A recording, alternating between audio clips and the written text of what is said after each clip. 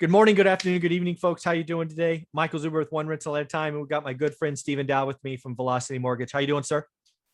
Good morning to you again. Happy Friday. Happy Friday. Folks, you're going to love this episode because we're going to talk about changing programs, changing rates that are better for you. Really becomes a choice. Do you want the hassle factor of banks or do you want to go a different direction? But before we talk about the changes, the improvements, all that good stuff, we got to do the marketing thing. Let's do it. Although I work for Velocity Mortgage Capital, all the ideas and topics discussed on this channel are that of my own. And let's really get it going. All right, buddy. So you reached out to me yesterday. I think it was Yes. yesterday. It might have been the day before. I think it was yesterday, the 1st of July. Mm-hmm. And you're like, dude, Mm-hmm. we made some changes. I'm like, oh, Yes. God damn it. What do you mean you made some changes? They're better. I'm like, what? Yeah. Because Yes. what I'm hearing in the lending market is banks are getting tighter and tighter. Yes. And harder Yes. and harder. It's not, oh, by the way, banks are getting harder for owner ox and investors. We obviously are only talking to investors. You don't do Correct. so we can throw that out the window. No. Dude, investment loans today with this FHFA going down to just 77% from about Right. 11 based on my research, it's Right. making a difference. It So is. you've got so many to talk through. Go where you want to go. Let's talk about Okay. how you're improving and in Velocity Mortgage is improving options for investors. Well, one in particular on refinances, it got a little bit cheaper in the sense of rates went down a little bit for refinances. Also, the case of our flexible 30-year fixed loan. It was called Flex Perm and got rebranded to Flex Term, which I think was a little bit more appropriate in this sense, Okay. because now you have an option of picking an interest-only period to a 30-year fixed loan. So you get the best of both worlds of payment relief and flexibility. And then when things are better, pay towards the principal. So I got a couple questions because Sure. I've been doing this a while.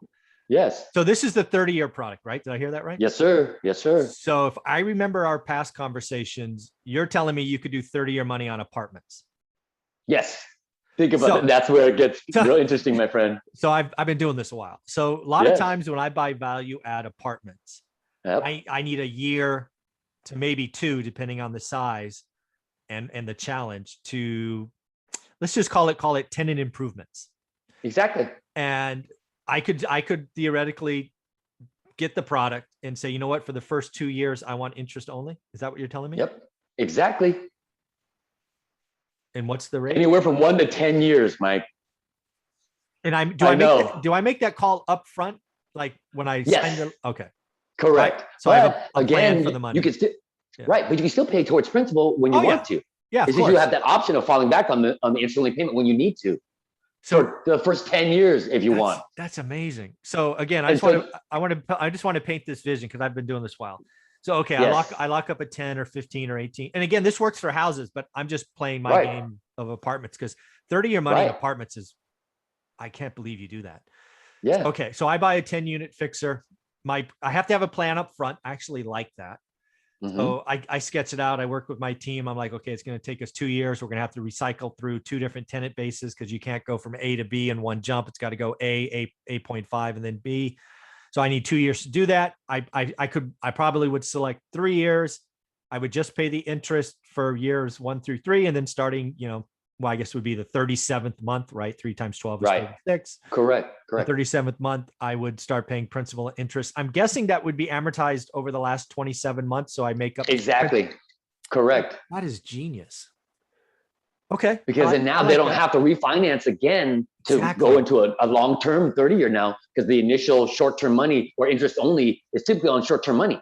Yeah. Right? Typically 12, 24 months. Now it's a hybrid. You do one loan. Yeah, these apartment buyers need to really look at this kind of product because if you're in and out, they're doing bridge debt now. They're doing IO periods on. Oh, they're gonna get freaking hammered.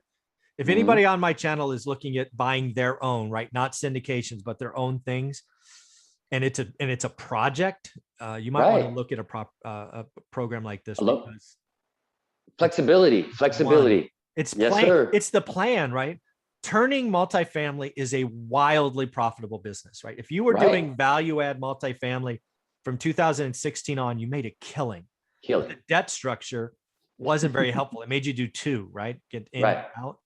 This again, if you're doing your own shtick, this is pretty powerful stuff. That's amazing. Agreed. Because again, I feel it to be even more relevant now with, with COVID and everything else and all these new variants, all these changes and the CDC. And so how does a landlord keep his, payment or minimize the payment. So now you have the flexibility of falling back, on that interest only payment when, CDC, another, extension of this eviction moratorium. Now what do I do? You know what I mean? Yeah. So and again, let's not forget, I fully expect inventory in that small multifamily to start rising because of our threat of tax increases. This folks, if you are looking for an apartment deal, if you're looking anywhere in the country, you need to call Steven. He does have requirements like you can't lend here or there. I'm going to let him do that. That's his stick, not mine. I'm just trying to bring you options. This one's pretty cool. But you made some other changes, I think. That was not the only change. That one's cool, but wasn't there some other changes? The other change, well, on the ARV, of course, we're now covering 80% of the purchase price instead of 75. So now only 20% down. No more of these sellers. Yeah. That's 5%. I mean, some of these deals, that's tens of thousands of dollars. That could be, but every additional amount of money so that you stay more liquid, I'm sure would be of use to you. Outside of that, the Fast 50, we did drop the rates a little bit on 1 to 4s, but primarily that game changer, which I believe is the IO feature or the interest only feature to a 30-year fixed loan. Yeah. You don't have to do multiple loans. Just do the one loan and fall back and give yourself flexibility if things change or your plans change or life. You know? And again, a lot of folks follow me are doing houses because I think that's where the opportunity is. As I remember the houses, you want a minimum, if you're only going to do one, the minimum purchase was 75 grand. Was that right? Roughly? Minimum purchase price should be 100,000. Oh, 100 grand. Okay. Right. Because we go up to 75% of that to meet the minimum loan requirement of 75,000. Right. That's but in a blanket loan, in a blanket portfolio, 2 properties, at least or more, each would have to be valued at 50,000 or more so that it meets our minimum 75,000 loan requirement. Yeah. So I'm hearing more and more investors are finding sellers selling multiple properties. So we didn't have a plan for episode number 3. We're going to make that episode number 3 where we talk about what a blanket loan is, because that might be new to folks. So any other closing, I guess the closing thought here is I talk about lenders all the time, right? Matt, the mortgage guy, is a great guy. I talk to him every Wednesday. And as we talked about just last week, lenders are getting tighter. We expect no answers. And again, that's a lot of owner-occ. That's where Matt plays. It's not where Steven plays. Totally cool. But in general, banks are getting harder to deal with and rates are going to be rising. What you see in non-QM lenders, I get this asked all the time. They don't follow the 10-year treasury. It's not what they're following, right? They're, in this case, publicly traded, and they're looking to create programs to match customer need. And that's what you just did with this 30-year fixed kind of pick your IO period. It's freaking genius. I've never seen a program like that. And again, you do it on apartments. I just have to ask again. Yes. Apartments, mixed use, straight commercial. I mean, it is a very flexible product, very user-friendly. Hey ho, let's go.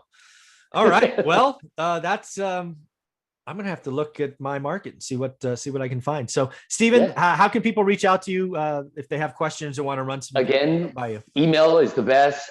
Typically, as soon as I'll get email requests, I'll kind of vet it and get some information. And if it seems to be something that we can definitely sink our teeth in, I'll either request a phone number where I can call them, because a lot of times it takes a lot more of a conversation to get the real information instead of a million emails back and forth. And so there's just no time for, I'm doing a million emails with 50 to 60 of your viewers or callers every single day. Is like, that's awesome. So yeah, cool. But I'm working all weekend, brother. So there you go. Bring it to me. I like it. Again, folks, let's do this. If you're interested in a program, let's hit them Friday and Saturday. Let's give them Sunday off. It's the 4th of July. It's America's birthday. Thank you. And then pound them on Monday, even though it's Monday. I'm working, even though the banks are closed. I'm open, so call me or email me. Let's give them Sunday off. All right, everybody, take care of yourself. Thanks, Steven. Thanks, Mike. Appreciate you, brother.